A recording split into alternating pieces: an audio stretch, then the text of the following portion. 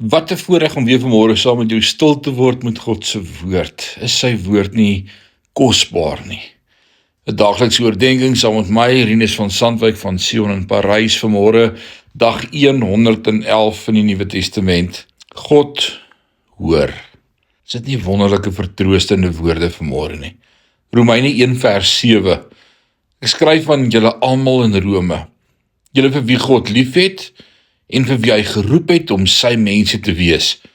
Mag die genade en vrede van God ons Vader en die Here Jesus Christus met julle wees.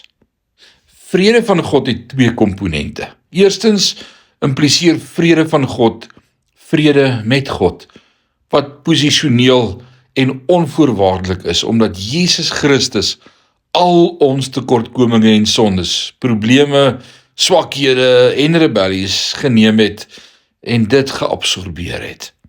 Die meeste van ons glo werklik dat die Here teleurgesteld in ons is, omdat ons nie tyd in die woord deurgebring het nie, omdat ons nie bid soos ons behoort nie. Maar hier sê die apostel Paulus, daar is genade en vrede vir almal, want Jesus het dit alles gedoen. Tweedens, het ons die vrede van God, wat ervaringsgewys is en deur gebed kom. Laat ek jou vertel wat vandag met jou gebeur het.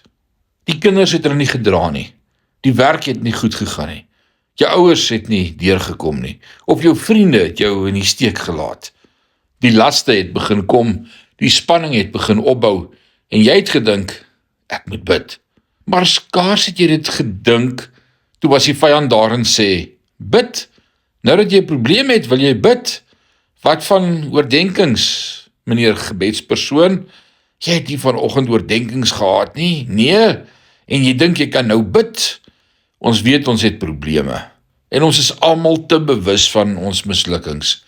Maar ons dink die Vader sal ons nie hoor, as ons nie vir 'n dag of 2 of 3 of 10 met hom gepraat het, of as ons nie gedoen het wat ons moet doen, of gegaan het waarheen ons moet gaan nie.